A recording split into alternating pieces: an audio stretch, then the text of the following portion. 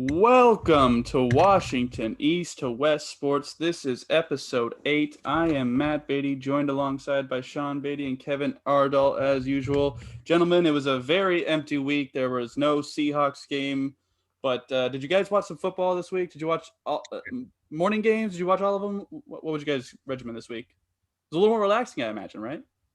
Yeah, I didn't have to have a heart attack, but yeah, I watched all the games. Or I mean, you can't watch every second of every game, so I flip around. But I, yeah, yeah, I watched pretty much most of the morning games, and then once the Tampa Bay game started getting out of hand, I was like, he's good.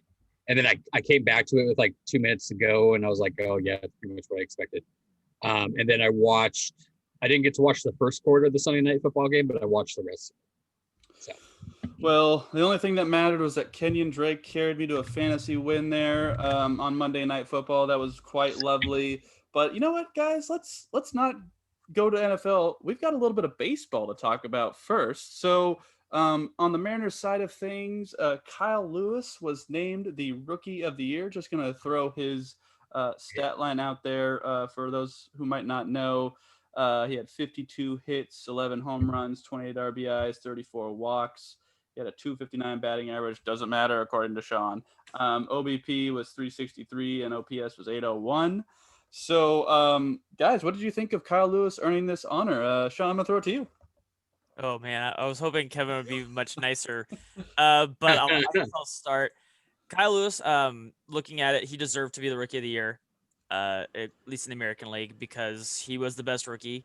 I will say he was the Rookie of the Year because he was the best rookie. There was really no one else that played well at all in baseball for rookies. Put in perspective, he had an 801 OPS. The last three OPSs were 925, over one, and 940, and over one again. So he's about 200 points less than an average Rookie of the Year. So they had all rookies had a terrible season. Kyle Lewis had the least terrible season. 800 OPS is totally fine. I mean, I'm just kidding, but like it's serviceable. He was great for the first 35 games, then struggled, but that's kind of like ebbs and flows. It's a short season. Who knows if he was about to come out of the slump and tear it up again. It's a weird year. We all knew that. I want to shout out though before going too long, Justice Sheffield. If Kyle Lewis had kept slumping, my next best one, because everyone wanted to give it to Lewis Roberts, I would have given it to Justice Sheffield. He had actually the second highest WAR for any rookie behind Kyle Lewis. So I think Justice Sheffield, people are sleeping on him. He actually finished very, very strong this year. But yeah, Kyle Lewis was the rightful winner of the Rookie of the Year. Kevin, what are your thoughts on Kyle Lewis?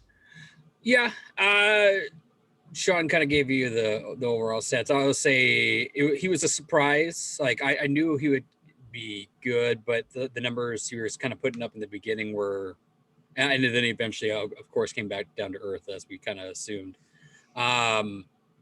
For a shortened season and for having a shortened like preseason, so to speak, I thought it was overall great what we saw from him, and I hope he can kind of continue on what he saw and did, and pretty much just keep going forward from that. Just learn to be more patient, less strikeouts, swing at better pitches, the usual.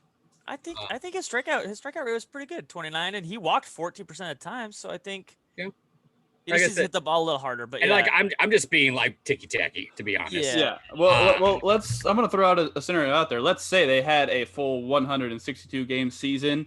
Do you think that Kyle Lewis would have maybe had better or worse statistics and still been Rookie of the Year had that been the case? Kevin, I'm gonna throw that one to you first. Just from honestly, continuing on, because Luis Roberts was kind of dipping down. Whether he would have came back up, I don't know, but there really wasn't anybody else kind of in that race other than Sheffield, as Sean mentioned. So that would be the only thing. It would have been between two Mariners, which would have been actually awesome to see. I think that would kind of give Mariners fans a little bit more hope for the future too. And it should, honestly, even based off the numbers that Sean just gave you there, you should be like, that's a good thing. Sheffield's pitching like a beast, especially toward the end. Whether he can continue that on next season, we'll wait and see. Along with more beasts coming up from the farm system, I'm pretty excited to see where this team's going to go in the next 2 years. So, yeah. Sean? Well, I'll answer the question. Kevin kind of went off the rails there, but yeah. Oh, yeah. I'll say I don't think he would have won it. That's not to say Kyle Lewis's talent. I think, and a lot of I think what I said was Justice should have been in the conversation. I don't think he would, because a lot of this is like player hype too. Like a lot, you have to be kind of known. Like they're gonna give the advantage to a guy who is like known coming in, and Lewis Roberts. It's not really fair to call him a rookie either because he's older. You know, he's coming over from Cuba. So he's like already 23. He was tearing up the minors. So everyone knew who he was. He had the advantage. Kyle Lewis just outplayed him this year. But if a full season goes and Kyle Lewis and Lewis Roberts were close, I think Lewis is going to get it just because of who he, his name versus Kyle Lewis's name. Mm-hmm. It's hard to tell with both of them since, I mean, obviously they're rookies. Who knows what they're going to do over a whole 162 games because neither of them have played very long, even in the minors. So I guess Kyle Lewis's defense and base running really surprised me. His defense in center field was a lot better than I thought it was. So I would say I think Kyle Lewis would have won it still. Or not. Yeah, Kyle Lewis would have won it, but Lewis Roberts would have been close just simply because of his name. I mean, that's kind of like I was saying. Like I said, because Luis Roberts was dropping down, I would give it to him. Yes. I know. I flip-flopped in the middle of that. I said Lewis Roberts when I started, then I went back to Kyle Lewis. I'll say Kyle Lewis. Now, Sean, you were vocal on this program saying that the Mariners should trade Kyle Lewis. Do you still feel like that is the case, or have you changed your mind? Well, I know only for one reason, because they missed the window to trade him when he was super hot. So he is what he is now. Like, you can't sell him when he's hot now. He's like an 800 OPS hitter. You lost your chance to really cash in on all that value. Okay. He's an 800 OPS outfielder. You have 800 OPS outfielders. That's monsters. Like 800 OPS is not nothing. But like I was just saying, like when he was hitting like crazy and had all this hype from the rookie and he was playing really well last year, everyone was talking about it. I was like, this is when like his value is the highest it'll ever be. Like you can get more than you could get now. Then if he starts out next season like he started out this season, within a month, do you try to trade that? That question is interesting because of the whole COVID. Like, do we have a preseason? Like, are we going to play 162 games? I think so too. But if we go in normal season, everything like that, and both of the prospects are healthy, I still see what you can get for him. I still think that they'll know kind of like this is how Kyle Lewis is now because they'll see more and more at bats from him. So it won't still be as high as it was. But if you could still get a team's top 3 prospect pitcher, it'd be hard for me to turn that down. We traded for another top 60 prospect from the Padres, who's also an outfielder. So we even have more outfielders now. So it's if you're gonna offer me like maybe not a Mackenzie Gore, but someone like one tier lower, and we already have 4 outfielders in the minors waiting, like it's hard to pass that up. I don't know if we're gonna get that again, but okay. So it sounds like there's still maybe a market for Kyle Lewis. I still like Kyle Lewis, but it just like it was simply the value. He was just so valuable at the time. Okay. And let's talk a little bit of MLB playoffs. Game 1 of the World Series happened just a little bit ago. We are recording this on the Tuesday of Game 1. Dodgers took it 8-3. Are you guys surprised? Well, like we've made our predictions. I think we all picked the Dodgers, did we not? I don't. Yeah, I had the Braves. Oh, you had the Braves. Okay. They lost in Game 7. Yeah, they lost in Game 7. Almost happened. Yeah, Okay. So, did you want to talk about choking, Sean? Because you had that on our show, and this is relevant to baseball and the Braves not getting in for Kevin's pick here. So, well, I see. There's 2 types of choking. So I've been having conversations with people who said that the Dodgers have choked for over the years. They can't pick them to win because they won't, because they haven't in the past. My argument would be like choking implies that you are the superior team, you have a lead and you lose. When they lost to the Astros in 2017, the Astros were the better team, like by far. And so like, I can't see how an inferior team losing to a better team in a regular series is choking for the Dodgers. The Dodgers are a good team, but have they ever until this year been the best team in the playoffs? I don't think so. So they've gone to the playoffs twice. They lost to a red hot Red Sox who were the best team in baseball that year. I don't view the Dodgers as chokers. They're very good teams. Unfortunately, they're kind of like the Athletics, and they always play like a monster Yankees team and just lose because the Yankees are better. Like, that's just kind of how it works. So I will say, though, however, losing 3-1 does sting. But and it maybe is borderline choking. But to Kevin's point, I mean, the Dodgers are super good. Like losing to a super good Dodgers team is like, it's like what if you lost the Astros, if like another team was up on the Astros and they threw out Verlander and Cole and you're like, oh, they choked. I'm like, well, those two guys pitching are really good. Like, Well, people are let's gonna just lose to them. throw the devil's advocate. Astros are down 3-0. Almost pulled off that comeback. But is that like a little bit of choking to even allow them to come back into that series? No, the Astros are super talented. Like, I mean, I know people wanted to like write like, oh, they're only good because of the cheating scandal, but they're really good at baseball. Like, spoiler alert. So, yeah, they have a lot of talent. Let's throw out the 28-3 game, Falcons Patriots. Is that a choke? Yeah, because Quinn should have just taken a knee 3 times and kicked a field goal and won the game. Okay. He should have been fired after that game. Like, straight up, I was right. They would have fired him. They would have not been miserable right now. Like, oh my god. Like, I screamed it when it was 28-3. I was like, you kneel 3 times, game's over. And they as soon as they didn't, they sacked, holding penalty, game was over. I was like, Tom Brady's gonna come back and win this game. You let them come back. That is choking because they had control of that. It's not like where it's 3-1, it's 0-0. Falcons had the lead. They were in complete control. All they had to do is take a knee 3 times, kick a field goal, and win. They let the Patriots come back. Packers 2014 NFC Championship game is the Seahawks. Was that choke? No, the Packers are playing bad also. Okay. Okay. I'm trying to judge your level of choke here. That's all I'm saying. The Seahawks gave the Packers 4 picks and they scored 19 points. Like, I thought it was 16 points. I thought it was 19 and they kicked the field goal and it was 22-22 and then went to overtime. Oh, I thought they got 2 field goals in the second half. Oh, they might have. But either way, they did not score any points off of the 4 turnovers they had. They didn't do anything on offense, basically. The Seahawks gave them the ball over and over and over in their own territory, and they were like, eh. I mean, Kevin, you picked the Braves. They were up 3-1. Would you call it a choke? No, just because you're going against, when you're in the playoffs, that's elite caliber, teams in there. And honestly, in baseball, you get hot, you get not. It just I wouldn't say like it was a hot or not. Both teams are very, very good. The Braves were very good. The Dodgers were very good, and it went to a game 7. So like honestly, hats off to both teams.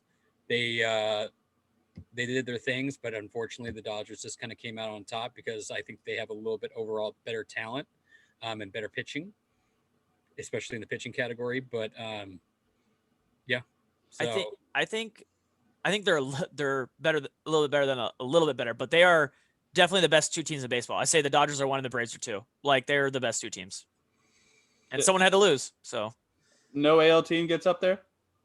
I think the Tampa Bay was like 3rd or 4th overall, is like was on like ELO ratings or something like that. They're very good, but like the Braves and the Dodgers are they're super loaded. And also, I think the Tampa Bay also just has the kind of the Mariner aspect to it's a small market and nobody really knows what the hell is going on down there. Like so a lot of times people just kind of forget about him. The Dodgers and Braves have like Freddie Freeman, who's going to win the MVP this year. They have Mookie Betts. The Dodgers have Mookie Betts, who won it last year. They also have Acuna. And then the Dodgers have Bellinger, who also won an MVP. Like, they're just loaded. The Braves have a lot of good pieces, but those 2 teams are just loaded. Okay, I'm just gauging the level of choke here. That's all I'm trying to figure out is what is a choke, what is not a choke. I was just trying to test the scales here. That's the scales. When you lose to the better team, it's not a choke. Yeah, but if you're up by 25 on the better team, you probably should win that game, I would say. Yeah, but 3-1 is not like it's 0-0, and game 5 starts at 0-0, man. Like, right, it's not like they were up 8-0 in game 4 or. Yeah, but you got to win 1 game. You've already won 3. The other team. But has to win it's 3. baseball, man. Like, like Kevin said, like they ran out Kershaw and they run out like Bueller, who's super good at baseball. Like, you're gonna have different pitchers, starting pitchers, different bullpen rotations. You're gonna have different. Also, you have more tape too. You're going to see tendencies of what you saw in the first 3 games. So you're going to have tape and make adjustments on defense to certain people when they're at bat. The shifts are going to be different. This will go to my point later, is this playing everyday playoffs changed things dramatically. It basically made the better teams win. The depth mattered because you had to play every day. You couldn't just run out your best starter every 3 games because you didn't have a day off in between. You had to play all of your starters. You had to go like 4 starters deep, and the Padres and the Rays in the American League were the deepest teams. All right. 1 through 25. All right. Well, I hope the Rays win just because I'm rooting for the underdog in this one. But I am too. I'm rooting for the Rays. But as long maybe the Dodgers will celebrate too much, hurt each other's shoulders some more, and then who knows? The Rays might have a chance. So we'll see here. We'll see. I just want to end this segment by saying I saw Moneyball for the first time this weekend. Very good movie. I think we should hire Brad Pitt. For the Pitt first time? I know. Yeah, I know. Well, you should read the book. I don't know. I like Brad Pitt and Jonah Hill. That was good storytelling. The book's really good too. Okay. So let's move on to some football here, some NFL football. And so there was no Seahawks this week, but let's talk about the NFC West to start off. So the Rams went to San Francisco and did not look very good. Lost to the San Francisco 49ers 24-16. And then yesterday on Monday Night Football, Kyler Murray looked very good, even though he was only 9 for 24. Just want to throw that out there. 38-10 for the Cardinals. Gentlemen, I'm going to ask what your impressions were of the NFC West. And I'm going to throw this question out there. I mean, the Seahawks have a 2-game lead, or well, I guess game and a half technically with the bye. But what are your confidence level in them winning the division? And what did you think of the NFC West this week? Kevin, I'm going to throw this one to you first. Okay. We'll start with what we saw this week. As I kind of texted Sean, this kind of reminded me, the Sunday night game kind of reminded me of the Sunday night game of last year with the Hawks and the Rams, but just the Niners being the Rams and the Rams being the Hawks. Like Kyle Shanahan and crew had a plan and they executed it very well. Aaron Donald, they got double teamed pretty much the entire night and pretty much did nothing. And they just got triple teamed like a bunch of times too. The offense doesn't.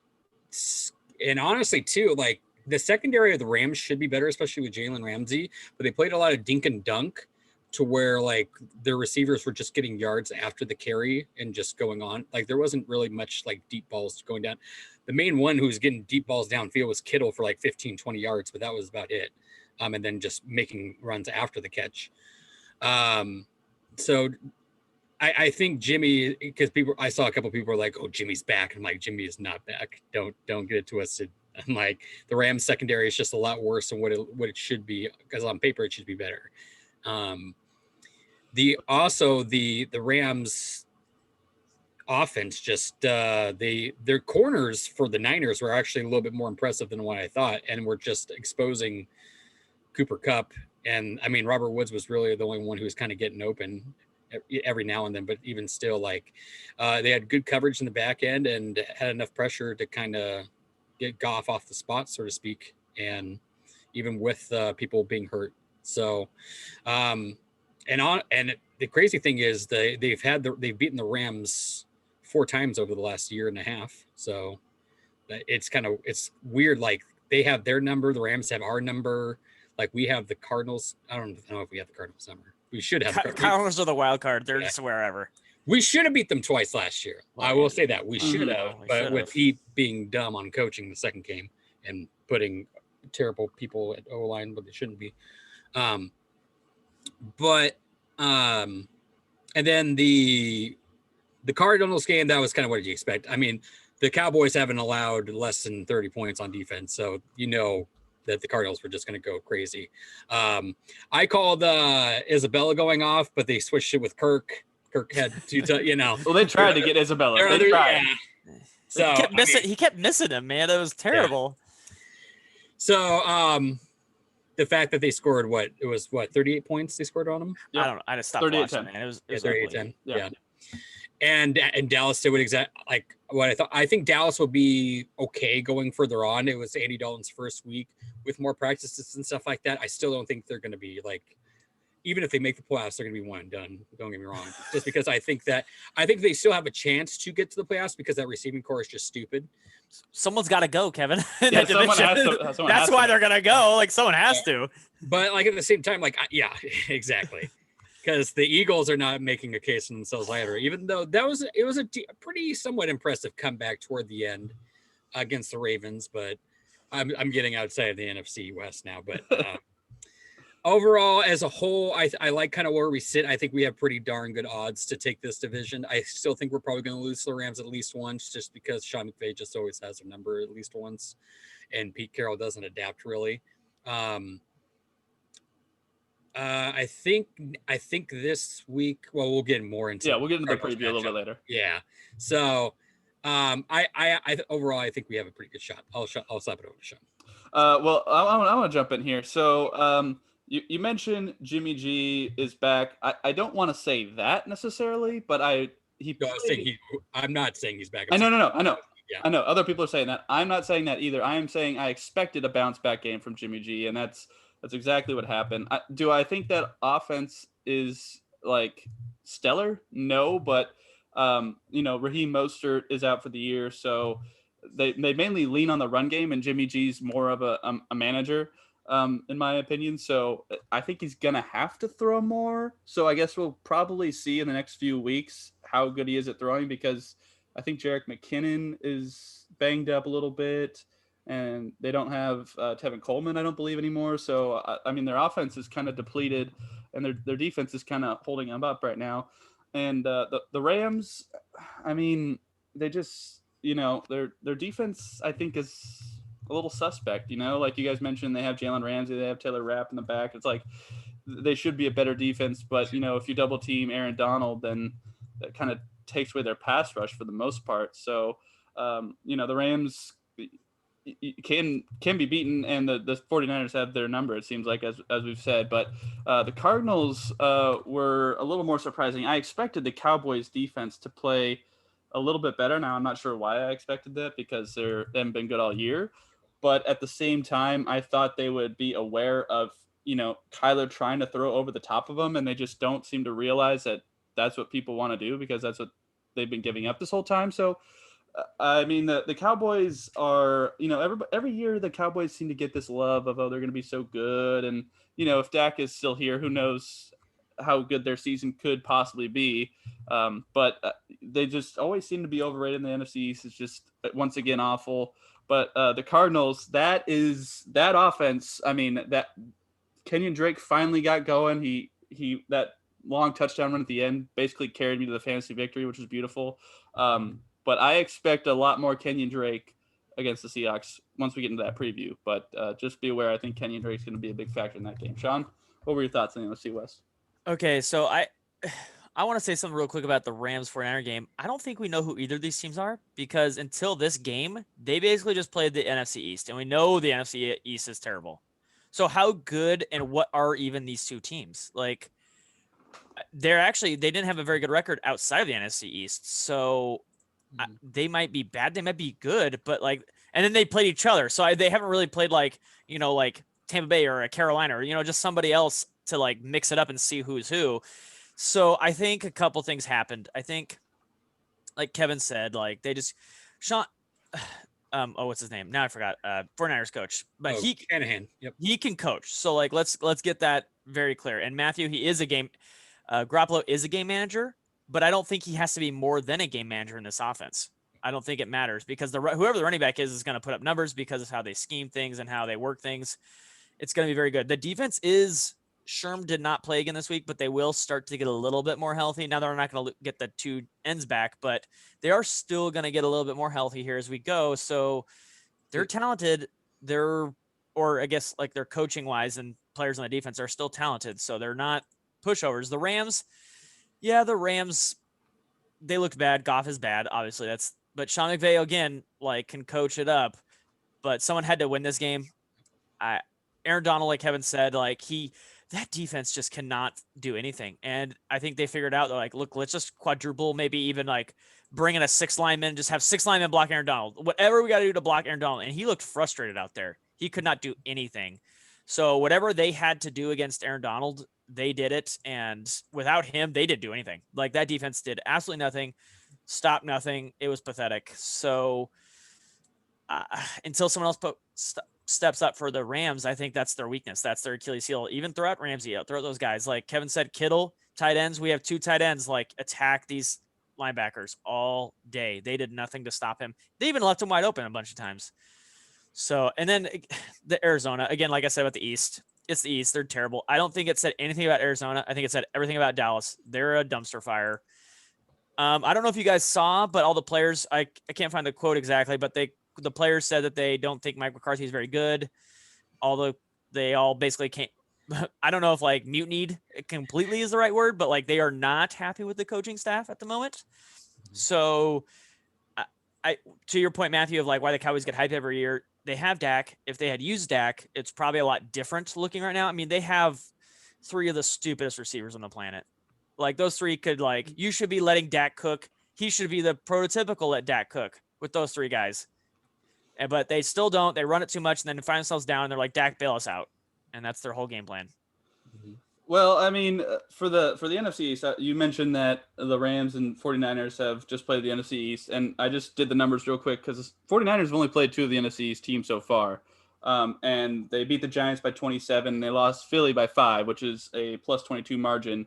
And then for the Rams, they beat Philly by 18. And they've won 1 game outside of the East so far. Well, yeah, they beat Philly by 18 and the Giants by 8, so that's plus 26. So at least the numbers are saying they're about even, and that game on Sunday, I think, was about even. Yeah, and but they both have below 500 records outside of the East is what I'm saying. Like they haven't really like the East is propping up their like everyone's like, oh, they're really good. I'm like, well, I mean they played 2 of the 4 NFC East teams so far in 5 weeks. Like let's settle down here. Like, and the other game they played each other, so we don't basically only have 2 game sample size of who this team is at this point. So. Well, the only win for the Eagles is against the 49ers. So I mean, that is saying something, I guess, since that's one of their only wins. But, I think, you guys predicted that San Francisco was going to be the division winner. And are you still on that train? Like, where do they finish now?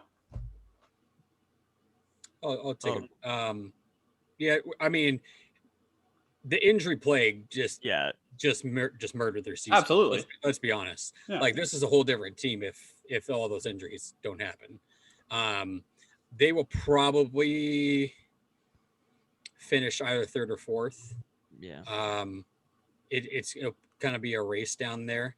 At this point, I kind of now wonder whether, because we were having last week the discussion on who the 3rd wildcard team is. Like, I'm now kind of sus on whether the Rams will even kind of make it in. They might, just because I think we have an easy schedule pretty much with the AFC East and the NFC East. But and they play a 3rd place schedule too. And they play 3rd. Yeah. So they'll be playing 3rd in the North and in the South. But to be honest, well, I don't know if they still have the potential to do it. I think they could clean some stuff up. Like, as Sean said, someone's got to step up. Leonard, I would expect Leonard Floyd to have a bigger year because he's a good player. And he kind of showed 1 or 2 plays there for the Rams. But like Leonard Floyd or somebody else on that D line needs to help Aaron Donald out, like, because it can't just be the Aaron Donald show. And I get why, because it should be, because Aaron Donald's just a freaking monster, even with double teams sometimes. Like, his numbers weren't like completely terrible, but they were just okay when they were not Aaron Donald numbers. But also people have to realize that 49ers O-line is solid. Like, it's a solid O-line, especially with them adding the guy that they got from the Washington football team. Trent Williams, yeah. So that is a very solid line. And they proved it. So that's kind of my take. 3rd or 4th. I will say 3rd, because again, I think they're a little better than their record says right now. They're not a 500 team. They're better than that, even with these injuries. I think the Arizona Cardinals are like they're the wild card. They're up and down so much. And then when they start having to play this NFC West, I think we're going to start figuring out who the Cardinals are. I think they're going to fight it out for 3rd and 4th. I think the Rams, although, like, Kevin, I just looked at the Rams schedule and they play the Bears and the Dolphins, who now, both those teams are now looking a lot better. So, I mean, the Bears was a 3rd place team last year. Now they're 5-1. I still don't believe in the Bears. I'm just kidding. I think they're not a very good 5-1 team, but I think they'll beat that team. But it's just, I don't know. I mean, we saw, so for example, with what they did to Tampa Bay 2 weeks ago and like beating them, and then Tampa Bay next week goes and like punches Aaron Rodgers in the mouth. It's again, just be careful of the whole 1 week thing. Like, it's just like they've beaten one decent team by 1 point at home on a short week. Sure. Like, they beat the Lions on a drop touchdown. The Giants, the Falcons, they lost to the Colts and they beat the Panthers. I would just say that defense is legit for the Bears, and it's what keeps their very, very horrible offense in games. Yeah. So, but yeah, back to the point. Yeah, sorry. I say 3rd. I say they finished 3rd. Okay, I still had them. I had them at third in the beginning. I'm going to keep them at third. So I just want to get to, speaking of Aaron Rodgers getting punched in the mouth. You guys on Twitter on Sunday got in. I had to turn my notifications off because of this. Yeah, he texted me and I just ignored Matthew. He's like, stop talking about it. I was like, what is going on here? So I'm just going to quote your tweet that sparked the whole thing, Kevin. I told these boys on our podcast, which you could check out in the link below, that the Packers schedule isn't so easy because Rodgers doesn't like being punched in the mouth, as we are seeing now. Now, what are you like? Are you referencing that like Aaron Rodgers is bad against the blitz? Like, explain that tweet to those who might not understand what you're saying there. Aaron Rodgers has a negative record in games that they're down. Like so when he gets out of deficit, he plays the pounding game, especially if his numbers are bad. And against defenses that are good and that are in his face the whole game, he just plays poorly. The Chargers and the Niners showed it last year and just pooped on him all day. And the Chargers game was only respectable because he got like a garbage time touchdown at the end. Like that whole game, like the Chargers were just going down him. And that's with a very terrible Phillip Rivers on the offensive end of that.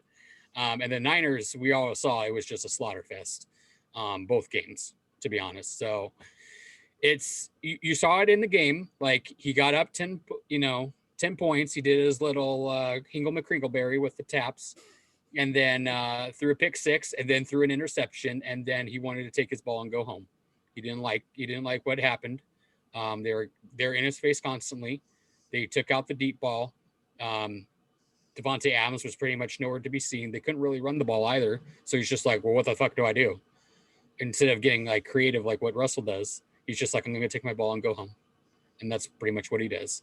If you look at his record, when he is down by a score, his overall record is negative. So, and that's the one thing. I still think he's in the MVP race just because he has the ability of what Russell doesn't do, of throwing the ball out when he's under pressure and not taking sacks that make second and long. And that's where we were kind of going to discussion there. But that's what I mean, like why Aaron Rodgers doesn't like being punched in the mouth. When he does turnovers, he pouts, he pulls a Cam Newton, puts a towel over his head, and wants to go home. Okay, well, Kevin, to that point, when I watched some of that game, I agree. I think he did pout, and I think I don't want to say gave up, but he just wasn't really into that game after that, and they just never even really made much of a comeback attempt. So that we can agree on, and he only had 2 pumps instead of 3, so he didn't get a flag there, so that was a good call there in the end zone, even though it didn't count anyway, but that was a good call by him. But I want to attribute it more to the bye week. I feel like they were rolling pretty well going into the bye week, and then that bye week might have disrupted them a little bit. Now, you can't say rust with Aaron Rodgers and that team, but at the same time, there is something to be said about a team that's rolling undefeated, and then a bye week comes. And the same thing could happen to the Seahawks, and we'll get into that in the preview. But I think there's something to be said when a team that has momentum going that a bye week might disrupt it. And I think that is kind of not necessarily the whole case, but part of the reason why they look so bad. But overall, I think you were right in your original point about him pouting and going home. Now, throwing out of bounds, Russ could do more of that. I think that's a different debate. But Sean, what was your side of that argument?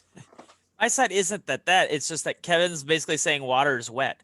So that happens for all the quarterbacks, like not like the down thing, but like when he said when you punch in the mouth, he doesn't like it. No quarterback wants to be hit. You're not saying anything new. Like no quarterback's like hit me please all the time and get in my face all the time. Like that isn't like saying like, well, yeah, Rodgers isn't like that. Well, no one likes that. Like Dan Marino could come out of the stands and be like, I don't want to get hit. He got hit 11 times on 35 dropbacks. He literally got hit and brought to the ground on a third of the times he touched the ball. Like they went after him and they hit him in the mouth. But you hit any quarterback a third of the time he touches the ball, they're probably not going to have a very good game. That's all my point was like, yes, you get to him with 4. Like, it's just not going to be a good game. Like the offensive line needs to do something. The last time I saw that, like for the Seahawks game, the Packers season opener, they killed Russell Wilson and he had a terrible game. Like, people have terrible games when you get in their face. That's just it's kind of how it goes. Okay, well, I mean, I've heard both sides. Kevin, any rebuttal there? Give me 1 second. I'm pulling up the stat Okay. here. Well, I mean, okay. So I'm going to throw this out there. So Packers go to Houston this week. Now, granted, not a great defense. You know, you see a big bounce back. All of us see a big bounce back? Yeah. Is that fair to say? I don't know if the Packers are like super good. As long as they keep running it through Aaron Rodgers, they'll be okay. But like, they haven't been great, and they weren't even great last year either. I think we're personally a better team than they were last year. We just played down to them. I don't know if they're like 5-0 material in the first place.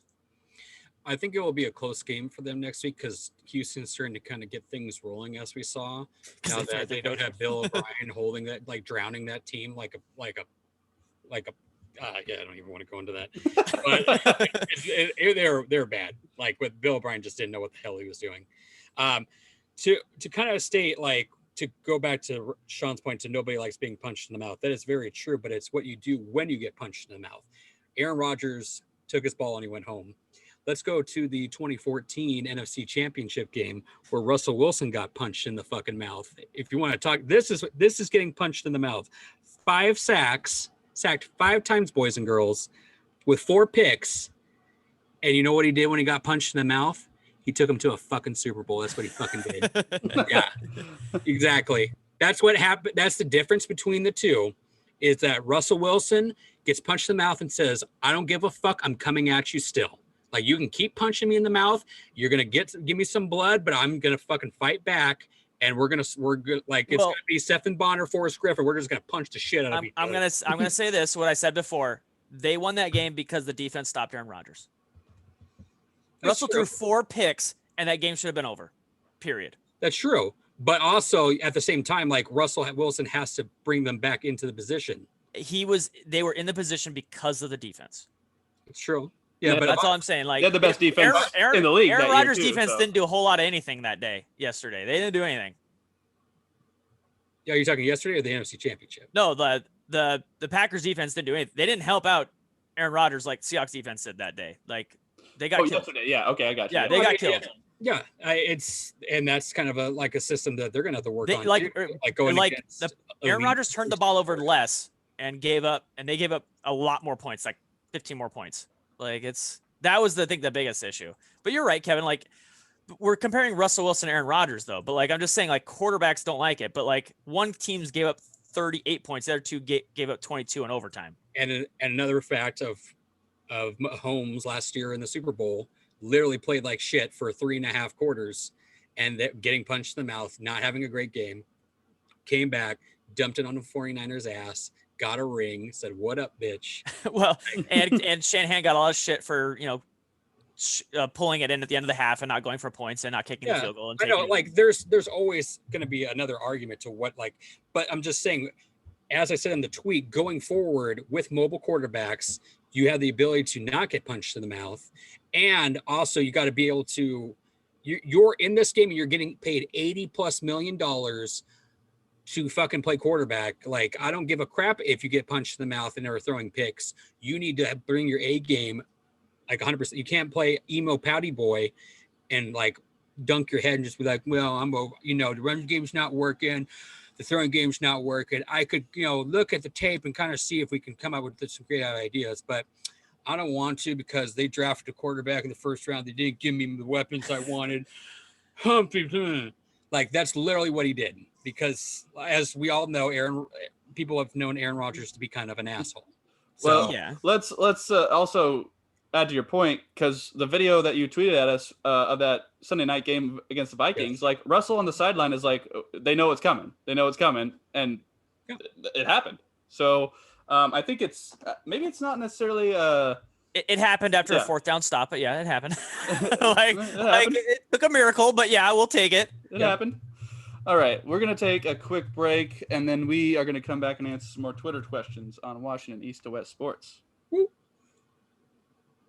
And welcome back to Washington East to West Sports. So let's go to the Twitter sphere. We have a few questions to answer on this show. So Ryan Shea, hi Ryan. He says, which team in the NFC West scares you the most? And I'm going to start off here because the most impressive team from last week, and as my prediction said in the beginning of the season, the Arizona Cardinals are the team that scares me the most.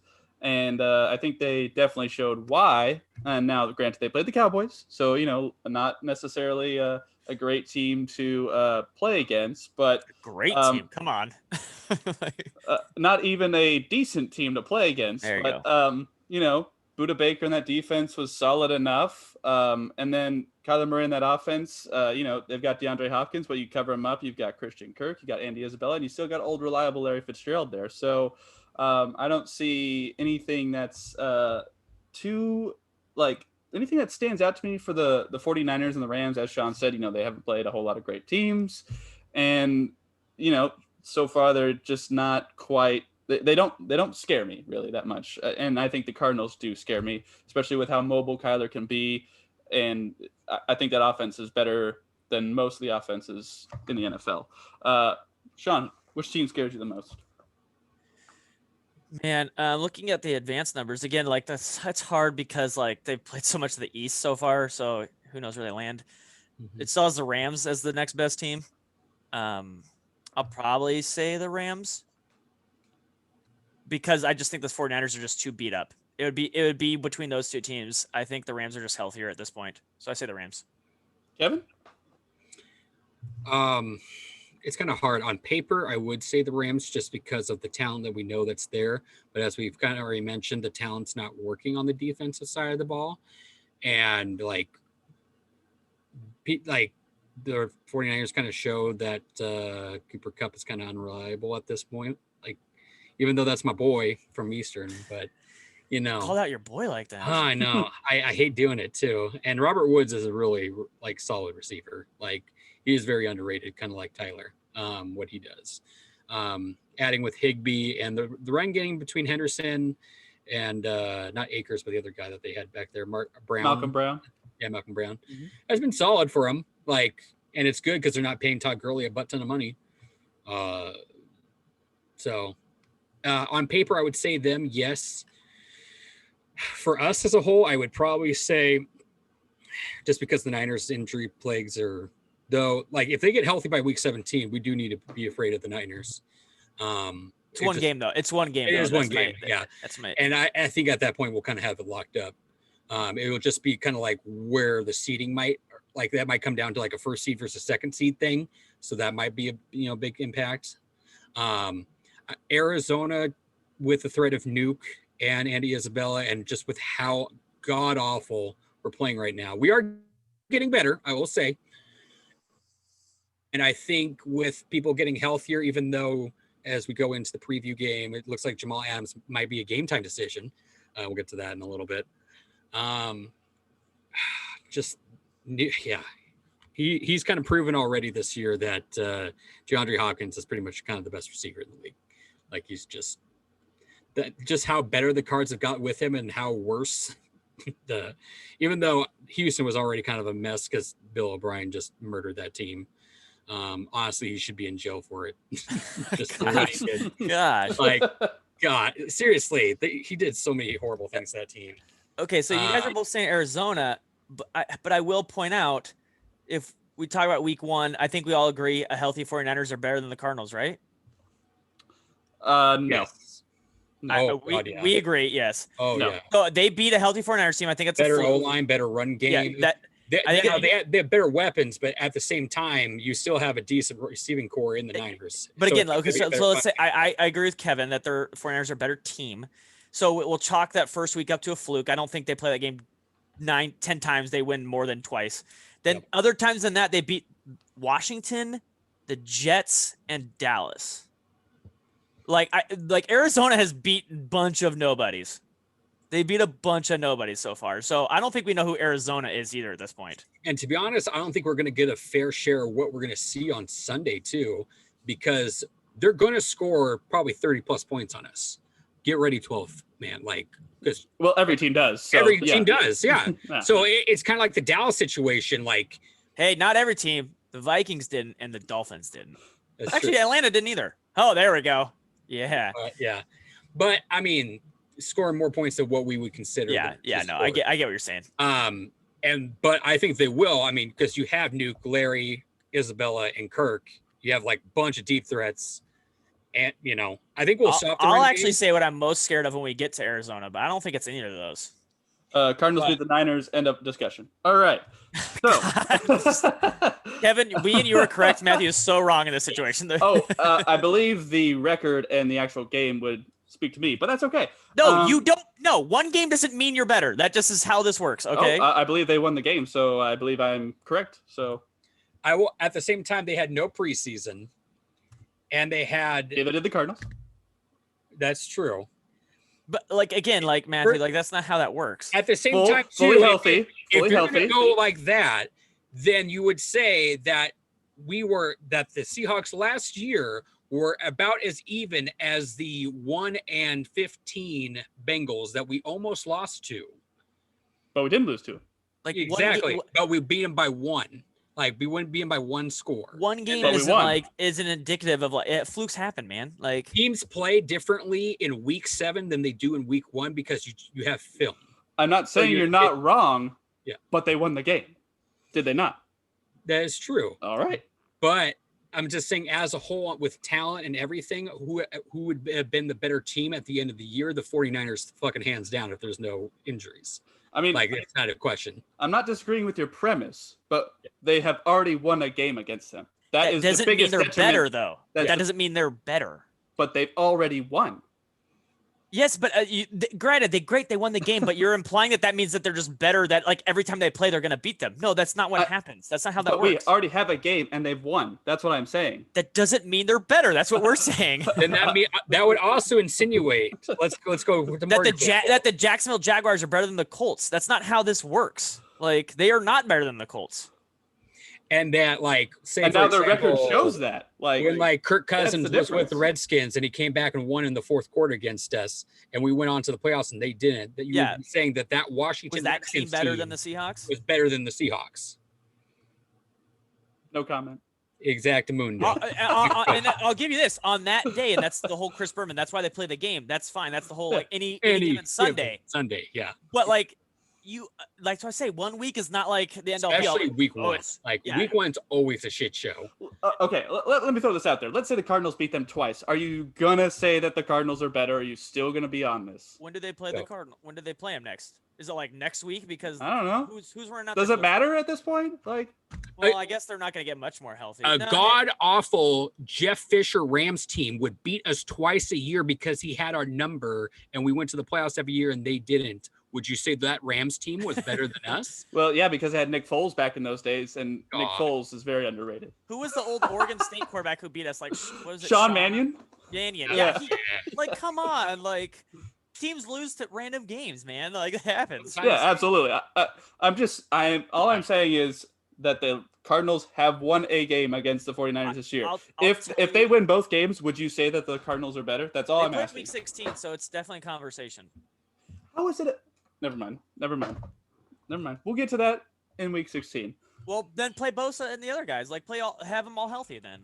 That would be nice, but that's not the case. What do you want to do? Just bring them on the hand, I want to see them in a wheelchair out there running around. And I want to see them with Bosa. They're a completely different team. Fair, but he's not here. You got to play with who's here. But that's what I'm saying. You lose a quarterback, and you're well, they're not better than that team. I'm well, that's not really their team, but okay, you're not being genuine in that conversation. Anyway, let's move on to Dragon Questing Away on Twitter. Tweeted at us and said, "Who would you guys target in the offseason to strengthen the defense?" I guess that question could go beyond players to position coaches and coordinators as well. Does anyone want to be first on this one? I thought about this a little bit when I saw it on Twitter, but so I didn't get to look at what free agents were. Obviously, so you have to go with the D line. I would have to see who. Well, actually, can I jump in here? I think you also need to plan ahead at linebacker as well. Bobby and KJ are in their 30s and they're not going to be around forever. So we did draft Jordan Brooks, but I don't know if that's necessarily the answer. So I think they're playing great right now, though. KJ and them are playing. Yeah, they're. amazing. I mean, they're gonna have- no, they're playing great, but I'm just saying, how many more years are they going to be on the team? That's kind of my thought there, because Bobby's contract ends in, I think, 2 years, and I think KJ's ends in one.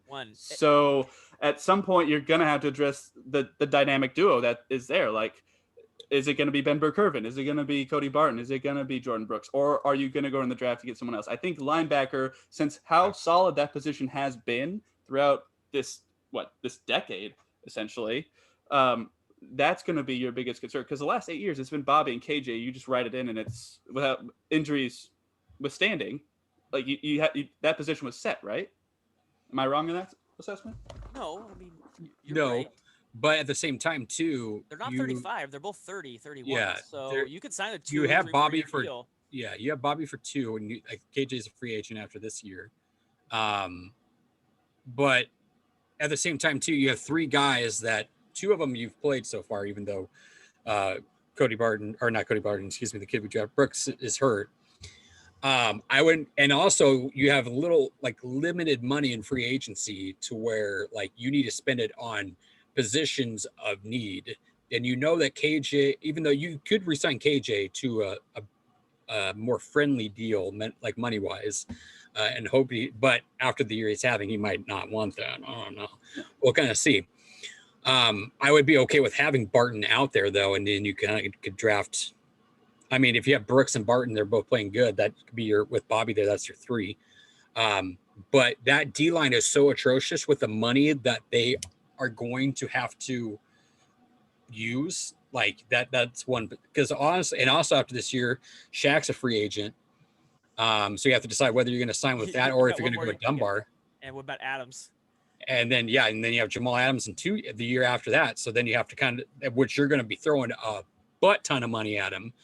Because you can't give up all that and not sign him. You have to basically sign him at this point. And guess what, boys and girls? You don't have any first round picks. But also, like, isn't Quentin Dunbar a free agent after next year too? I am not sure. I don't know how long the deal was. Dunbar. God damn it, that's a fucking receiver. Quentin Dunbar, yes. No, I think we have him for 1 more year after this. I believe, maybe not. But you have to kind of decide like who do you want at corner, because I don't think you don't have the money to sign them both. He is a free agent after this year. Shit. So both your starting corners are free agents. Yeah. And you have no D line. And you have no D line. It has to be defense. Yeah. And you're paying Russell and Bobby, and you're gonna have to pay Adams in 2 years. And I guess to answer the question, I go D line. We have to invest in D line. You gotta get pass rush. And Kevin, we don't have any first round picks, but I mean, Bobby wasn't a first round pick. It's true. I mean, you don't need first round picks now. That first round was 8 picks are years nice. ago, though. That was 8 years ago. What's the next first round pick? Or what's how many of our first round picks are still there? Really? Well, come on, we drafted poorly. We need to draft better. Yeah, you got to draft better. Better. Yeah. You can't keep drafting the way you're drafting. P needs to give up the reins and let the fucking scouts do their goddamn job. Because he's kind of pulling a Jerry Jones over there. Are they already doing it? If I'm looking at this from a money standpoint, it sounds like you want to invest in linebackers and DBs and then just kind of cycle through young guys at the defensive end and defensive tackle position. Next you gotta invest in you can't invest in all 3, right? You've got to invest in 2. We have linebackers. We have spent multiple years on linebackers. Let them play. Hope they're good. Yes. But you need to invest in D line, because what you are investing right now is not good enough. You have under contract next year 4 linebackers and Bobby, Brooks, Barton, and BBK. So you literally don't need to go pay money to get another, and you can hopefully sign KJ to a friendly deal if he wants to win, and he's probably going to want to win. So hopefully he will. He was on House Hunters. He bought a house in the Seattle area. Yeah, exactly. So because he's got to know that Father Time's creeping around the corner. Versus you have a D line that is absolutely atrocious. It's getting better, but at the same time, getting better means it's becoming less shit. And it still means that it's still shit. So it's a great way to put it. I totally agree. Kevin, are you letting Dunbar and Shaq walk to sign D linemen? You have to pay one. But that's the thing. You now would have to then either hope DJ Reed, who's coming back, pans out, If and they say they like him, we'll see what happens. You do have you do have $31 million next year of cap space. You are like top. That's true, You're the yeah. 12th team. So you can sign one. You could at least sign one, and also probably get a D lineman as well. And I mean, without knowing who's a free agent, we don't really know who's going to be out there to sign at this point. So it's, I mean, I don't know who's on a like short deal or anybody. But the who might thing be is, available, after this year comes the mega contract of whether you decide whether you're going to pay Adams or not, because he's going to want money. He's going to want to be the highest. He's going to want Buda Baker plus some, and you gotta have the room for that.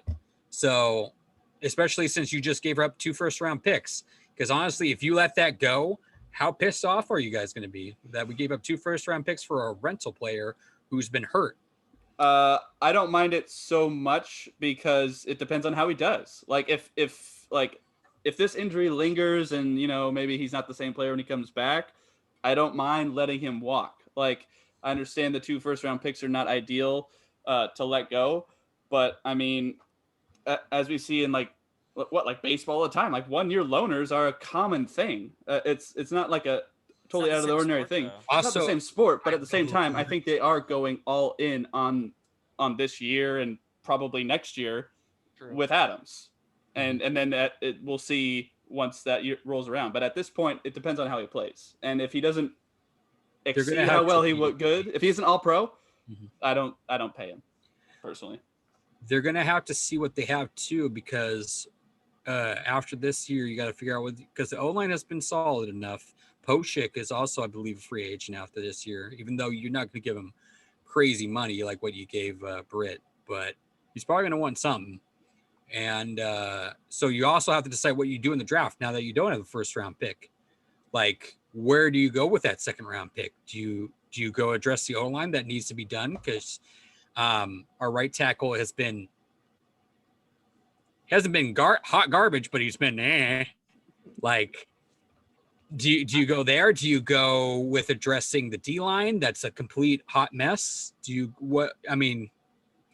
So then you have to play that game too. Like what do you replace with free agency money, knowing that you have to pay Adams, you have to pay your corners and honestly, your O line. If when it comes down to it, I would rather pay DK than Jamal, if I'm just being honest here.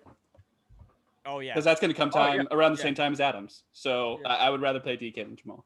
And at this point, to kind of transition to answer Matt's question, I would say D-line and corner.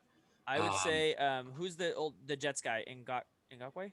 Yeah, I would sign him. He's a free agent next year. Okay, that's who I would target. There's other options, but like maybe not exactly him. But I would target. He's gonna be 26 next year. That's the type of player I'm looking for. I would target a veteran on a decent deal, and then I would also do the same thing at linebacker just to shore up that position. I mean, not sure what you don't want to go too veteran because I don't want an old guy running around out there. That's the problem. I'm not saying I want an old guy running around out there, but I want a guy who But you had the veteran presence in Bobby. So, but if KJ walks, I still want to bring in another veteran because Brooks, Ben Burr, Cody. I mean, Cody would probably step in right in that scenario. Bobby's played both. So why wouldn't Bobby be able to show him the ropes on? Because he has played both. I'm just trying to replace KJ's experience. That's all I'm saying. Let's just trade for TJ Watt. Let's do it. Let's do it. Oh my God! Like the money we had. Now, if we hadn't give up what we did, and that's let's not even talk about it. There's never gonna happen. Like I know. Okay, let's Ngakoue is who I'm going after. That's my prime target. And then, like Kevin said, I re-sign one of the 2 corners. You put my gun to my head, I say Griffin. Yeah, absolutely. Because from what he's shown so far, I hope because Dunbar's shown like he's done great thing. Though that's the thing though too, because he was in the NFC East, so he was playing a lot of. I mean, they do have a good. I would pick Shaq on 2 reasons. One. He's been here. He knows the culture and everything. And 2, Dunbar almost wasn't even able to play this year because of his off the field issues. Yeah, I don't know if I don't know if I can risk it another year.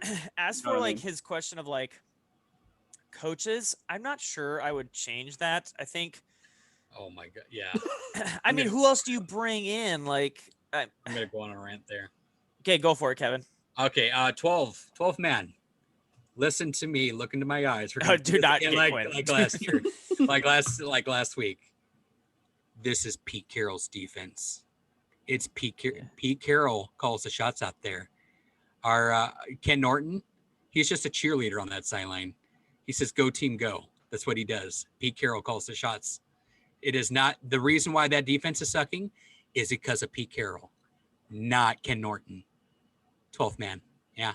And So- do not sign Quinn. Oh Do my not fire God. Norton and sign Quinn. They're like literally okay. That, as we have already mentioned, the Atlanta defense got better last year in their last 6 to 8 games because they took Dan Quinn off of play calling for defense. Yeah, they instantly got better. Imagine what would happen if we took Pete Carroll off of play calling with defense. Same thing might happen. Just saying. Yeah, It's I agree with Kevin. defense. Let see what he is. Cause I mean, honestly, they have enough talent, but all this safe stuff, blitzing Jamal Adams all the time. It's pretty obvious when they're blitzing him too. I was rewatching the Patriots game. He creeps up to the line. Cam Newton, of all the quarterbacks, Cam Newton, one who's not known for like studying all this other stuff. He's like, okay, and then he just throws it right toward Jamal Adams this week, covering the wide receiver, 15 yards. Shaq had to make a great play while being blocked to stop the guy from even going further. Like, it's just like we're kind of doing the same thing. We're basically forced a square peg into a round hole with Adams. We can use him better. It's not Adams' problem. It's like we aren't using it properly. We're not doing it properly. So I honestly, I don't know the answer to that. I don't know who some like new age defensive coordinator is, but I don't think, as long as Kevin says, like as long as Pete Carroll's, like we could bring in the best statistically ranked defensive coordinator in the league, and it doesn't matter. This defense will not change because it's Pete's defense. Like this whole, like I'm gonna like scream if I see another fire Ken Norton hashtag or like replace the name. Like it's not Ken Norton. Like Ken Norton is like all he does on the sideline. He goes to linebacker groups and he says, "Have a good game, boys. Punch them in the mouth." And then he stands on the sideline and plays Madden for the rest of the game. How many times mobile Madden? It's like the car. Like how many times do we see where our defensive coordinators changed the Legion of Boom and it was great? Then the Legion of Boom left and all the coordinators are changing and it's still the same. Like there was one consistent, like Kevin's saying, it's Pete Carroll. Like they had great players, so they were great. They had bad players, they were bad. Like, I mean, it's pretty odd. Like they've had how many defensive coordinators in that time? 5? Like it's not nothing. Those have all changed. Something else hasn't changed. And it's Pete Carroll. As long as Pete Carroll, I don't even say necessarily to be fired from that, but just stop doing it and let the guy do the thing. Pete has too much control of this team. Like if you look, Cable went to the Raiders and the Raiders now have a top 3 O-line. I mean, I was gonna say it, but oh, sorry, but yeah. No, I said I wasn't gonna say it, but you're correct. Yes, like Pete. It is not just the defense. Like Pete has way too much control over this team, and it holds him. Like literally, what we've seen out of Russell this year. Like we saw it in 2015 when all our running backs died, and freaking Doug Baldwin had 14 touchdowns and over 1,000 yards receiving. We're like, oh my God, Russ can throw the ball around. He can cook. And then what do? We draft a freaking running back and go back to running the ball because Pete thinks it's 1984. Because Pete had the decision. He has too much control over what this team does. So, sorry. That's my rant. Oh, man. How do you feel? Are you okay? Can you breathe a little bit? He blacked out for a second. All right. Let's do one last Twitter question before we get into a preview here. This comes from JT the Ginger. This is in recent news here. Can Sean talk about his love of Tua for 3 straight minutes? Now, Sean, I don't know if you have 3 minutes of content, but I just want to update people out there. Tua was named a starter today. And it was, I was, first of all, timer is set for 3 minutes. Okay, so I just want to say, I thought we were going to get Tua time maybe a little earlier, but then Ryan Fitzpatrick played well. So I was like, oh, that's not going to happen. I thought, you guys can tell me what you think before Sean does his 3 minutes. Are you a little surprised that they switched from Ryan Fitzpatrick when they're 3-3 and in the division hunt? Like, that seems like a ridiculous move to me, even though Tua is, the future. Kevin, what do you think about Tua being named the starter? When I kind of thought so, and I messaged our group when I saw it, I was like, well, why would you not like start him against the Jets who completely suck? And I don't know how Adam Gase still has his job still. Like that, like what Yeah. is like did Adam Gase like secretly like murder Jets ownership and has them like locked in the closet and no one's just checked on him? Like so he's just running things. Like what is going like he is so terrible. And everybody on that Jets team freaking hates him and wants him out. You can tell. Like everybody's so miserable like when they play for that team because it's just oh my god. But anyway, yeah, I thought they would start him and give him like kind of an easy week, but it also kind of makes sense at the same time because when they come back, they play the Rams. Their O-line is they're sacrificing him to Aaron Donald is what you're saying. But if they could block him, like Kevin's about to say, Yeah, like, I know. If they can block him, but the thing is too, I would trust Tua to be able to escape that more than what I trust a Ryan Fitzpatrick. Even though Ryan Fitzpatrick has decent wheels, Kevin, He almost has for the like leading. six- He's almost a leading rusher, honestly. Kevin, for 6 years, we've seen Aaron Donald chase down Russell Wilson. I mean, true. like, I know. he will chase you down. But I think it just gives more versatility option to be able to get out of the pocket and make a throw. I don't know if they like what they see with Tua's movement or throwing on the move than what Fitzpatrick does throwing on the move.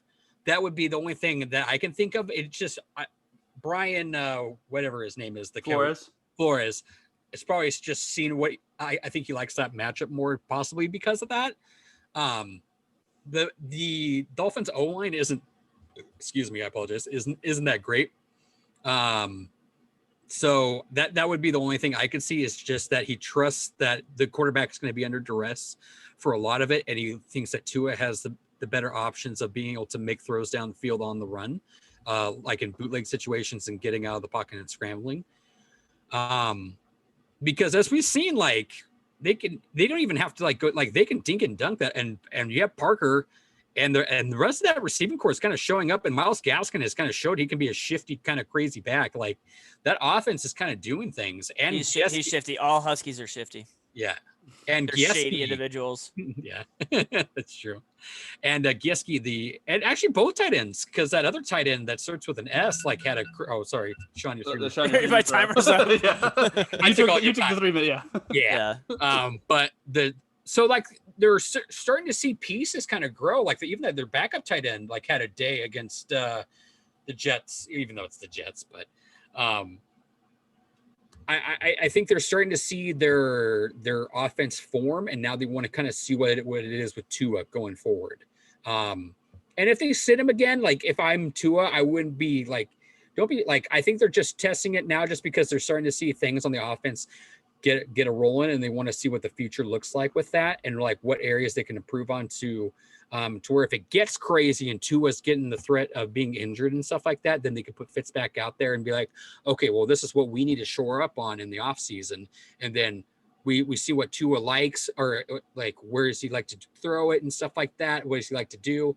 And kind of shift that offense, get like a little preview and like what they want to do in the off season with it. So, all right, Sean, I'll put it over to Sean. Sean, I already have a timer going. 3 minutes, go. Yeah, you can go right now. So yeah, my issue with the move is not like it's more of when it's made, not why it's made. Kevin's partially right. I think that, but however, the Dolphins O-line is pretty bad right now. They're missing a key piece to their tackle. I don't know if they could stop Aaron Donald. I would have waited a couple. I think they're doing it because of the bye week. Give them an extra time for the Rams. Their Rams are coming on a short, or I guess Sunday night, not a Monday night, but still technically a little less time to get ready. But so they're giving Tua that option. I would have waited 2 weeks and given him the Chargers, Broncos, Jets, and Bengals probably in a row. That would have probably been my super soft landing. But I guess if he's ready, he's ready. My only issue is I didn't get to see much. He didn't do much in this game. Is his mobility, like, because that's a very serious injury. He looked pretty good in the offseason when he was doing his drills. He wasn't obviously healthy yet. He must look healthy enough to like be trusted completely. As Kevin said, the Dolphins are doing some things. They're better than people think. Now they beat the Jags and the Jets, but they also beat the 49ers. And it wasn't even just like a 3-point squeaker like the Cardinals. They whooped up on the 49ers. They absolutely beat them. And they gave Seattle a little bit of a game. And they also gave the Bills a little bit of a game too. So I think they're a little better. They have a little more talent around them. And I think they just want to kind of go the whole Patrick Mahomes didn't wait till week 17, but they're like, we got to see what we got now and see what we got to do in the offseason because Tua they must think he looks healthy enough. And who doesn't love a left-handed throwing quarterback in the NFL? Come on, guys. Like, let's do this thing. It's true. That dude, That's true. that dude, I'm going to give you my love. Like, that dude, he threw that pass in the national championship game, and I was done. NFL, let's move on. We're just done. He needs to be in the NFL because I was like, that is an NFL throw on a dime, 50 yards. Let's do the thing. National championships. What's up? All That's right. Tua. Well, That's that Tua was Mania, only baby. 2 minutes, but Okay, I'm just going to say whisper Tua for the next 50 seconds. Is that creepy or is that no, we're not. I'm not gonna let you do that because I I like think it. that would probably. Do it. If there are any people who have gotten this far in the video, they'd probably tail Oh. off after that. I would think. So. Well, and two, I don't want to string or against Tua either. But- True. To kind of point to add on to his point, that one thing I kind of see with that strength of schedule after that game, it's possible that they want to see, okay, so they know that he's going to have a tough matchup with the Rams, and then he has kind of an easy matchup, even though Denver's defense is actually The Cardinals yeah. are snuck in there after the Rams before the Chargers. But yeah. okay. And honestly, the Chargers defense too is, you know, It's even very though good. they have injuries. Ingram is out now though, so Yeah. like that's been the issue. But Joey Bosa. Bosa is an animal. Yeah. So I think they're gonna want to see him against hard matchups and good matchups and see Yeah. like where he what did he do worse in the bad matchups? Like was his timing, throwing, like positioning, like and just kind of get a good sample size of what he's because you don't want to see him against garbage time teams because then you don't learn anything.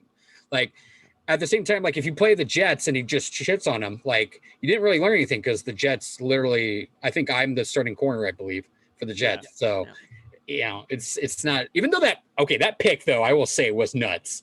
That pick where that he caught with his butt, That's the Doug Baldwin Yeah. pick. I'm going to call it the Doug Baldwin pick because Doug Baldwin caught one with his butt. That was impressive. But other than that, the Jets are just a steaming pile of crap. So I get why they probably didn't start against there because you don't really get to see what Tua does well and what he doesn't do well when he's going against a pile of crap. All right. Well, tell us what you think of Tua. Give us your thoughts. Tweet at us. I am at Beatty_Matt. You are at Sean_Beatty. And Kevin is at Kev Believes with the first E and Believes being a 3. We have about 15 minutes left. Let's talk Seahawks Cardinals next week, 1:05 p.m. in Glendale. Let's talk a little bit about the health of the Seahawks. DJ Reed, Colby Parkinson returned to practice this week, so that is good news there. Philip Dorsett is getting close, but I think that's going to be a game time decision, as well as Jamal That's my Adams. boy. As Jamal Adams, and Lano Hill is probably out, as well as Carlos Hyde.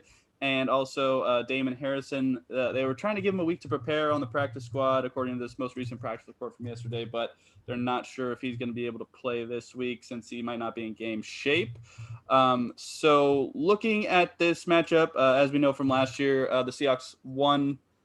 They split. The two teams split the matchups. So guys, I mean, looking at this matchup, how do the Seahawks cover DeAndre Hopkins? And, I mean, is Budda Baker going to be a huge factor in this game, do you think? Or is Russ just cooking all over him and just doesn't matter? Sean, what do you think? No, Budda is not a factor. That's just we'll put that one to bed. Russell's gonna cook.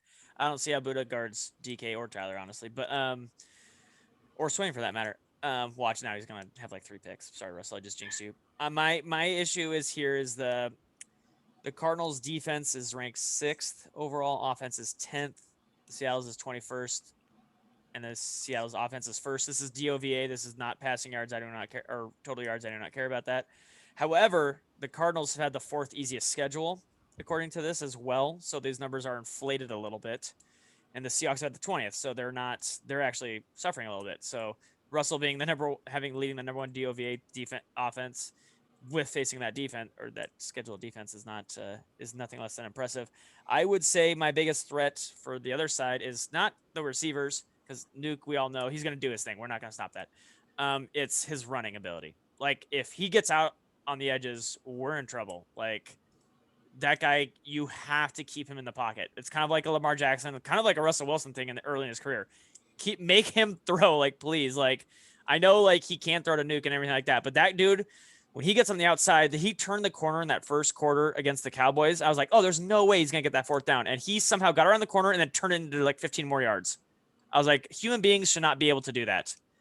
And so we have to try to keep him going sideline to sideline and not north and south, because that will be the dagger. I will also say this: when people say, how do we stop Nuke? This is how the Seahawks have done this season against their one receivers. Julio, 9 catches for 160. Julian Edelman, 8 catches for 180, career high. Amari Cooper, 9 for 90. Their other receivers had more, but that was 10 for 110 for Parker, who was hurt coming into the game and got hurt and left the game, and then still caught 10 passes for 110 yards. And then Thielen just went 9 for 80 as well. We haven't let anybody less than 80 yards. So number one receiver less than 80 yards and less than 8 catches. So he's going to eat. Like, that's just what's going to happen. We can't stop it. We won't stop it. Just let Russ cook enough that we win 38-35. Let's do this thing. yeah. Please, God. Nuke's going to go for 110 for 2 touchdowns. Let's do the thing. Kevin, what do you think? Okay. All right. So I'm trying to think of what side of the ball I want to start with and for which team. I think just because Arizona's offensive line is also still very sus. It's not great. And we have a more. Did you just use a video game term? Did you just suss this? Yeah. Wow. Playing too much Among Us over here. Dude. Yep. It's not good. I think we're going to get a little bit more quarterback pressure and stuff like that. So I think there's, and that's what I'm hoping, that we make it a shootout. But at the same time, too, I don't want them to Frank Clark it and go around him to where he just has the room to run for like 40 yards. We got to play this close to the vest and like keep him in front, so to speak. Don't let him get around you. Yeah, it's going to be a very offensive scoring game. Nuke and just all the receivers are just probably going to have a day. Now, on the offensive side for the ball for the Seahawks, there was a tweet that came out this week of every offensive touchdown that the Seahawks have had against Arizona Cardinals with Russell as quarterback. Over half the touchdowns were to tight ends, because they just have a history of just playing. Now, every defense, of course, is different, but I think this could be a game where Greg Olsen and Will Dissly, just because we've been waiting for it. We're like, when is Greg Olsen, Will Dissly just going to go ape shit on kids? And I think this could be the game. And even if Kobe Parkinson dresses up, which he should, and put Luke Wilson as a healthy scratch as your third, or the other, what's the other? Hollister. Like, honestly, do it. Like, he is 6'8", I believe, 6'7" or 6'8". Like, he is a monster. If he is able to play, let that man try. Like, holy shit. Like, I've been so excited for Kobe Parker. Kevin, Jimmy Graham was 6'7" as well. Yeah, I know. But I like this kid's speed and his hand, like his hands are like nuts. Now, his route running and stuff like that has been a little bit questionable. It's kind of like DK. It's been sus, would you say? It's been very sus, yes. So I would like to see him kind of get involved too, but I think this could be a big game for the tight ends. I think we'll probably still have a decent running game with Chris Carson, but the fact that they're going to, like, Nuke's going to have a game, you can't really rely on that. Like, Russell's just going to have to go ham. Like, and if they do the 2 safety thing like the Vikings did, like, you got to recognize it early. And also with Chandler Jones out for the rest of the year too, like, you shouldn't receive that much pressure, like kind of like we did in the Vikings game. So I think Russell's still going to be sacked twice at least. But it's like, if Chandler Jones is in the game, Russell's getting sacked like 4 times plus. But I think he'll probably only get like 2, maybe 3, hopefully. Now, if they get more than that, then the O-line needs to be slapped in the face, because there's no Chandler Jones on that line. Defensively, nobody's going to play ball. Like, even though I like Budda Baker, and honestly, we could have got him and not paid. Like, they were kind of discussing this on the radio this morning. Like, you could have got Budda Baker and not have to give up 2 first-round picks and had a guy who's almost as good as Adams and possibly could be, and who's also healthier too. Like, that's a good discussion that we're going to have. He's not in the same class as Adams. We're going to have to call you. I know. What with his pass rush ability, yes, I know. But on coverage, we'll kind of have to see. It's kind of hard to tell because he's been on the Jets, who are awful, and then Pete's not using them correctly in coverage as well, as we've already discussed. So that's kind of hard to grade on that end versus what we've seen with Budda Baker, who's in a completely different defensive scheme. But still, I mean, I would rather take that than giving up 2 first-round picks and God, I don't want to go on a tangent again, but like if Jamal Adams is there and healthy and we're still giving up 30 points plus a game, I would rather just have Budda Baker back there and still have 2 first-round picks over the next year, and we're still giving up 30 points, plus points a game, so to speak, without giving up our future. So what's the point of getting a player like Jamal Adams if we're still giving up 30 plus points a game? So we'll get into that later. Overall, I think this is going to be high scoring. I think this is actually might even get into the 40s. Gosh. I agree with you. Yeah, absolutely. Just because, well, I don't know, because I think they're going to. At least one team's hitting 40. I'm calling it right now. I think so many points. I guess I did say one team ends at 38, so I guess I'm just nitpicking there. The thing is, though, they're still struggling on finding an identity because, like, their deep balls weren't really working, as we all saw with Isabella. Not like there's just some weird shit going on. They still haven't decided what they want to do. Like they're like last week, they're like, "Oh, we're gonna now feed the rock," and then, it's. I think they still haven't found their stride offensively on like what their identity is. So I think they're only going to put up probably like 32 to 35. And they're gonna struggle to put up 32 points on an NFL game. I say we drop 42. Gosh, what's the score? 42 to 35. Seahawks. Yeah. Okay. Just because, yeah. Nuke will go off just because that secondary is not going to do anything. But yeah, I feel like we're fairly in agreement. I mean, the defensive side for both teams is not going to be good. I don't think either way. I do think they do a little bit. I think there's at least one turnover for each team, one way or another, whether that's a fumble or a pick. I don't think it's going to weigh too much. Nope, call it, Matthew. Fumble or pick.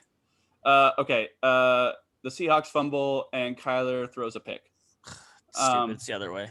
And no, I think Kyler will throw a pick. I think he actually might throw 2 picks. Yeah. With the Seahawks on defense, I mean, it's tough because I feel like if you play your classic zone, you're going to probably keep Kyler in front of you, but then DeAndre is going to be behind you, and that's going to be a problem. If you play man with a spy, I don't think no one's going to catch Kyler. So no, there's no point. Pretty much in trouble either way. With the Seahawks having the ball, I mean, hopefully that offense, doesn't skip a beat from this bye week and just kind of keeps rolling. The defense of the Cardinals isn't great, but I think they have the same game plan as the Seahawks, is just, hold them to enough points to where you could score more than them.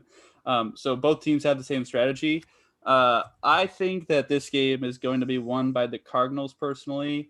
I think that on the road, the Cardinals will take this one. I think, like I said in the beginning of the year, I think home and home, each team's going to win on their home. Yeah, Kevin, didn't you say? Oh, wait, yeah, this is in Arizona, isn't it? It is in Arizona, yeah. Yeah, Kevin, I thought you were like, they're going to lose in Arizona. No, I said they always win in Arizona. That's right. Yeah, right. But that's also, I think we still might lose on the Thursday night game.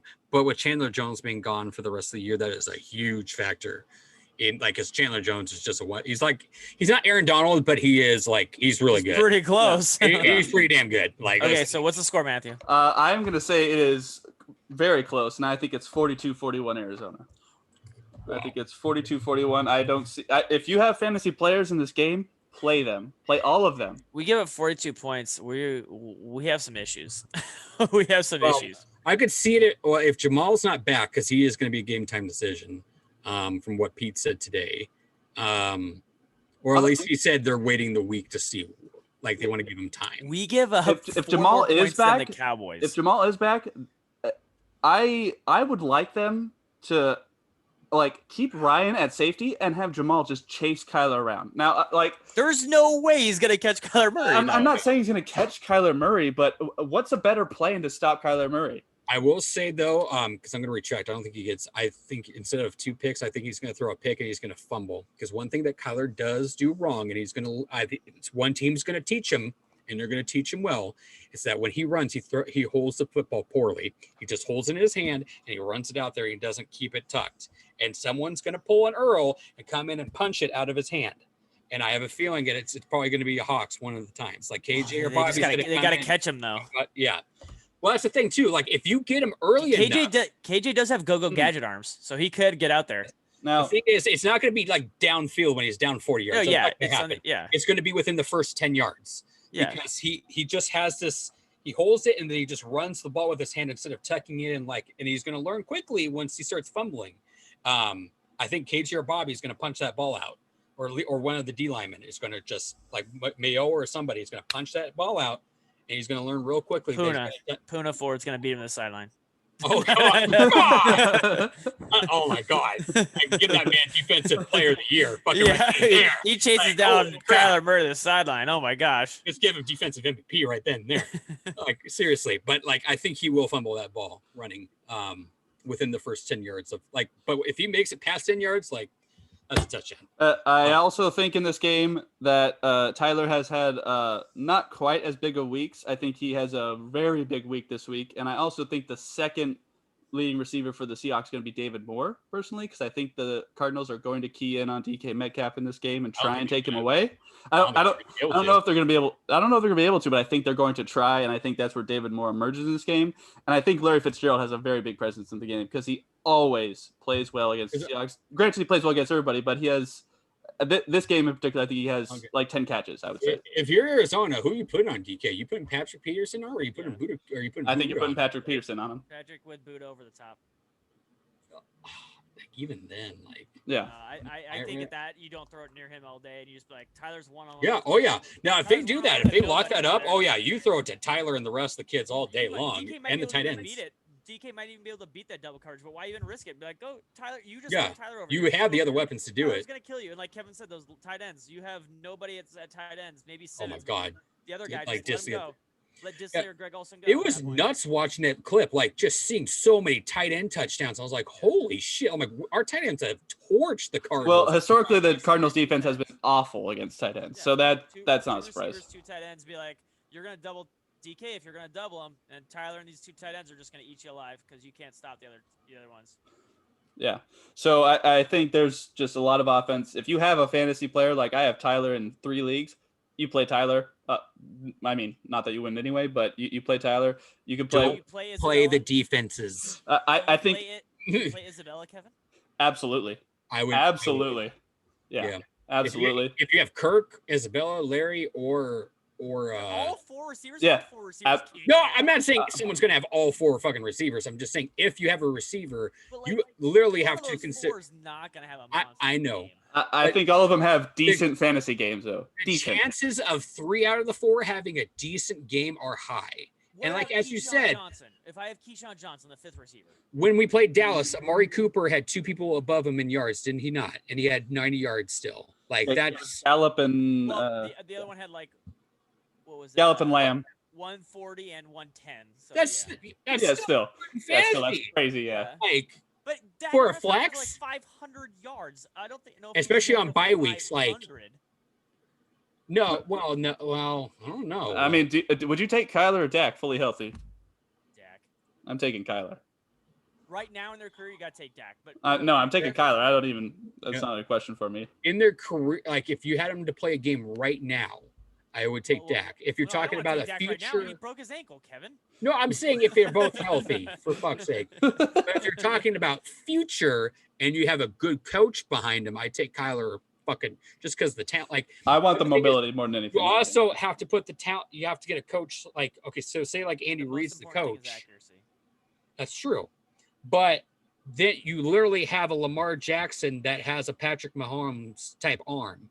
Like, and you put it, if you were able to put a Andy Reid behind that, but they don't. He's not the most accurate guy in the world, Kevin. Like, but the thing is, neither was Patrick in fucking college. That's why that was his only dink on him. And then he was as soon as he got to the NFL. Yeah, well, honestly, I think year 2 and he still isn't. So well, I mean, honestly, Andy Reid kind of I think helped that out a little bit. But that's what I'm saying. Dak Prescott is already that. He just has a terrible offensive coordinator, and it has his entire career. Yeah. Dak But, is like, already bad. who has the higher ceiling, in my opinion, it would be Kyler. But issue the with thing that is, would he be just doesn't have the coaching at the moment that we've seen with there's a Kyler. lot of evidence that says you never really improve as a bit more accurate passer over your career.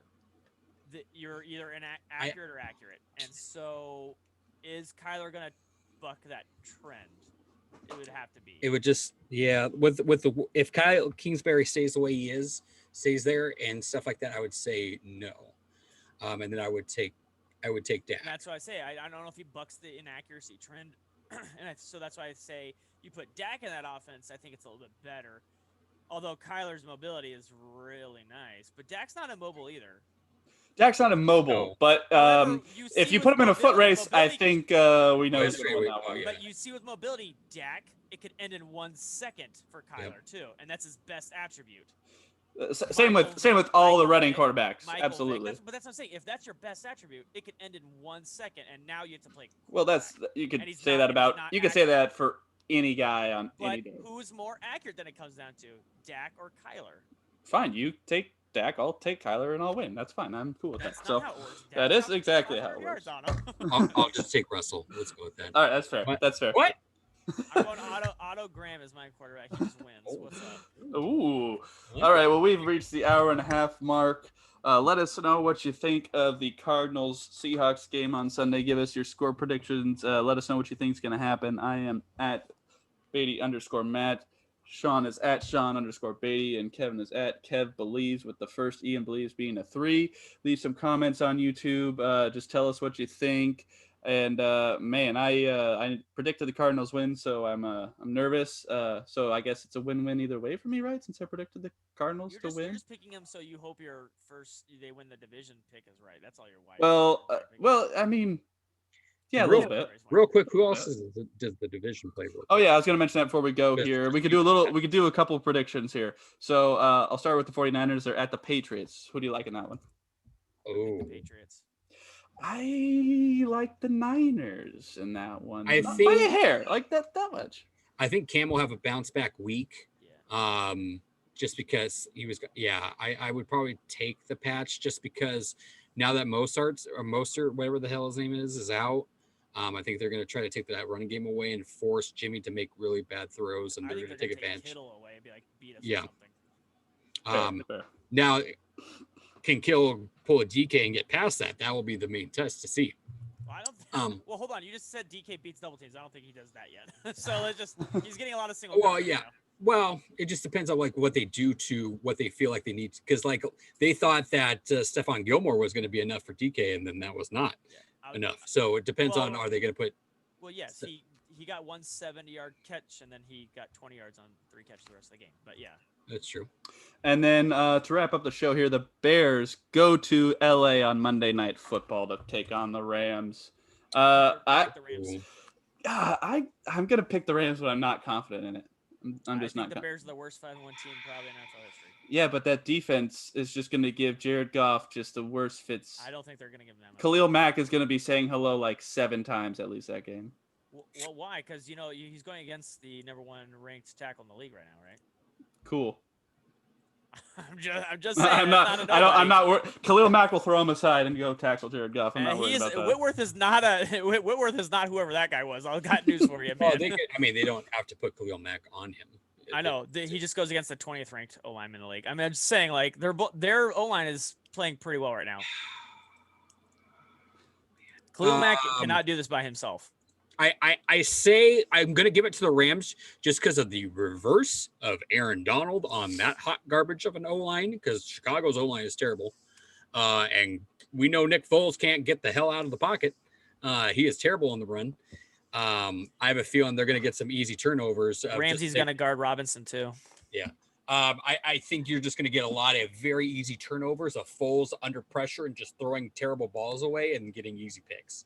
So I will only take the Rams on based off that. I think it's going to be a low scoring game. I think it'll be like, Bears. For sure. The Bears have one guy graded have no one graded in the top 30 in their position other than Mac. On defense, they are terrible. I mean, they're carrying that team. I don't know what you're watching, but They have not, I don't know where you're watching. they Well, so- are. That's why they are Something's going on, they're though. statistically viewed as the worst 5-1 team in NFL history. I mean, I'm not gonna argue with that, but the So, defense is carrying them. I think they're gonna get a real test here with the Rams, Saints, and Titans. They probably will lose all three. Fair. All right. Well, that was episode 8 of Washington East to West Sports. Feel free to reach out to us and let us know what you think. We're all going to be watching the game on Sunday, and we'll probably I try to avoid Twitter during the game, so I won't be on there until afterwards. But if you guys are on Twitter, feel free to tweet at Sean and Kevin while they're in a Twitter battle of who can cover Christian Kirk. I don't know what they're going to get in a fight in over this week, but we'll see. We'll see. We'll So, probably just be mad that the Seahawks are giving up so many touchdowns. probably. Well, I don't know. Probably. I mean, we're kind of expecting that, though. I know, but I still don't want to see it. Yeah. Like, I will say, I think we're going to have a little bit more pressure on Kyler just because that O-line is, like I said, but just don't pull a Frank Clark and overextend. Fair. Then you're okay. Fair. All right. Well, that was it on Washington East to West Sports, and we will see you next week. Brett, pickles are terrible.